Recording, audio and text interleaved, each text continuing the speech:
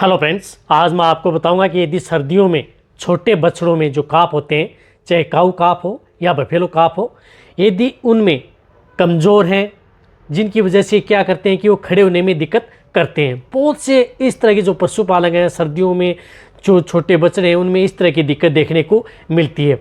खड़े होने में दिक्कत करते हैं या कई बार खड़े नहीं होते हैं, बैठे बैठे खाते हैं, खड़े हो जाते हैं तो फिर बैठ जाते हैं, तो इस तरह की दिक्कत हो जाती है या आपको खड़ा करना पड़ता है। तो उस तरह की स्थिति यदि बछड़ों में देखने को मिले तो क्या करना चाहिए, किस तरह का ट्रीटमेंट उस बछड़ों में देना चाहिए या किस तरह की दवा का प्रयोग करके आप उन बछड़ों को ठीक कर सकते हैं, इसके बारे में आज की वीडियो के अंदर बताया जाएगा। वीडियो लंबी हो सकती है लेकिन वीडियो को स्किप करके मत देखना, पूरा देखना। जो इस चैनल पर अभी नए आए हैं या पहली बार आप इस चैनल से जुड़े हैं तो पहले आप इस चैनल को सब्सक्राइब कर लें, साथ में बेल आइकन और आल वाला ऑप्शन दबाएं, क्योंकि इस चैनल पर आपको बहुत ही सही और सटीक जानकारी के साथ वीडियो दी जाती है। देखो, काफ के अंदर इस तरह की दिक्कत देखने को क्यों मिलती है।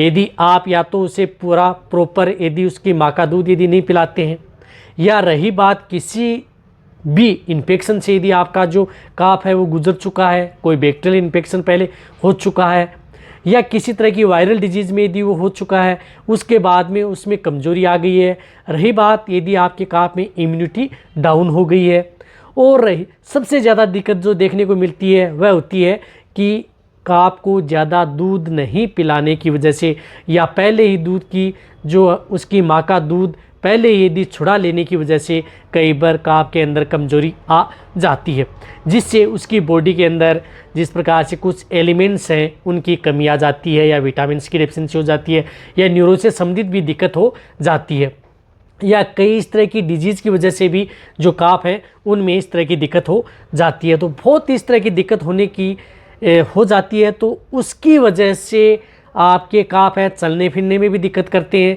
रही बात यदि आप उसे एक स्थान से दूसरे स्थान पर लेके चलते हैं तो वो लड़खड़ा करके चलते हैं।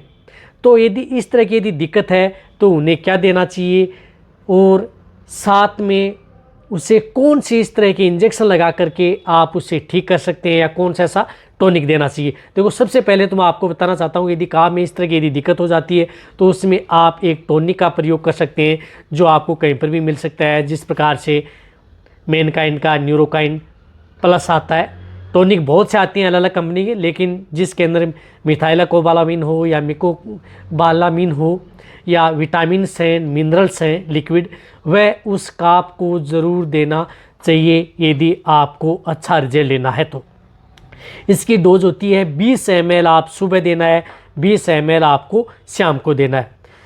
एक और बताना चाहता हूँ कि ऐसा नहीं है कि यदि आप 1 से 2 दिन दे दिया तो आप काफ ठीक हो जाएगा। इसको आपको कंटिन्यूटी, यदि आपके जो काफ कमज़ोर हैं, खड़े होने में दिक्कत करते हैं, लंगड़ा करके चल रहे हैं, या उड़ने बैठने में दिक्कत कर रहे हैं, तो आप 20 ml सुबह, 20 ml शाम लगातार आप 1 महीना तक कंटिन्यूटी आप उसे देते रहें।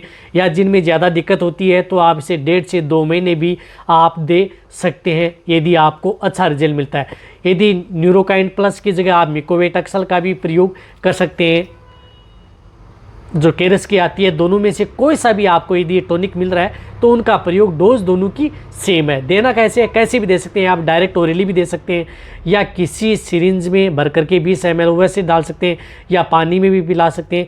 पेट में जाना चाहिए। ये तो है शुरुआती स्टेज में यदि आपके काफ में यदि दिक्कत है। तो यदि नॉर्मल दिक्कत है, धीरे धीरे यदि आप इसको टॉनिक को देते रहेंगे तो आराम से आपका काफ सुचारू रूप से खड़े होने में भी दिक्कत नहीं करेगा, कमज़ोरी भी दूर हो जाएगी।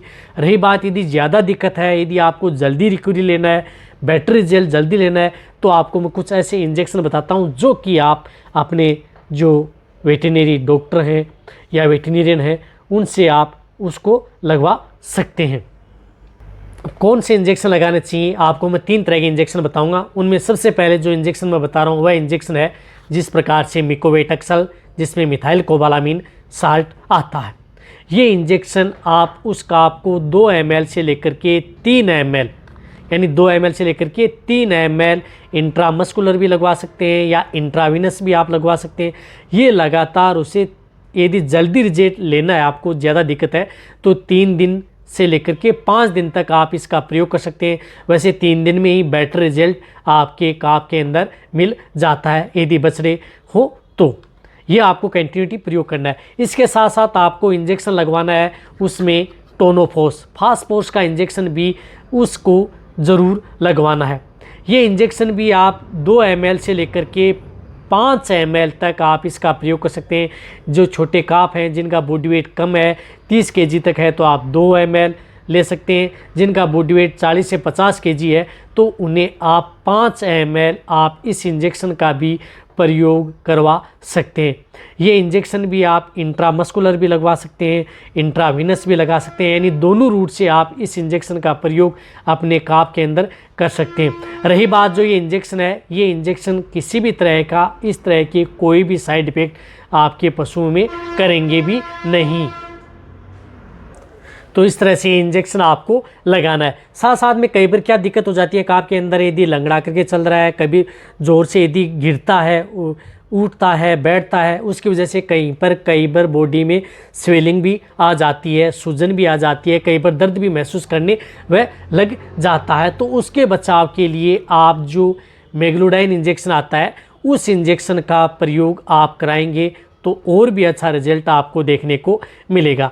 ये इंजेक्शन भी आप उसे 2 ml आप इंट्रामस्कुलर व इंट्रावेनस का प्रयोग इस इंजेक्शन का भी उनमें करवा सकते हैं। ये इंजेक्शन भी यदि आपको लग रहा है कि एक डोज के साथ आप दूसरी डोज, तीसरी डोज 3 दिन तक आप प्रयोग कर सकते हैं। देखो 3 डोज तक यदि आप प्रयोग करेंगे, यदि ज़्यादा दिक्कत हो जाती है तो उससे आपके जो काफ हैं, काऊ काफ या बफेलो काफ, बहुत ही अच्छा रिजल्ट मिलेगा। और रही बात जो लिक्विड है उनका प्रयोग आप कंटिन्यूटी करवा सकते हैं। यदि दिक्कत कम है तो आप उस टॉनिक का भी प्रयोग करवा करके आप उनको ठीक कर सकते हैं। रही बात यदि बहुत ज़्यादा कमजोरी है, वेट गेन नहीं ले रहे हैं, खाने में भी दिक्कत कर रही हैं, तो ये यदि ये इंजेक्शन प्रयोग कराएंगे तो आपके काफ हैं उनकी कमजोरी भी दूर हो जाएगी। रही बात न्यूरो से संबंधित कोई दिक्कत ना हो, किसी भी तरह की कोई दिक्कत ना हो, उससे भी आप अपने जो छोटे बछड़े हैं उनको बचा सकते हैं। देखो जहाँ तक हो सकता है मैंने आपको ये टॉनिक के बारे में भी बताया।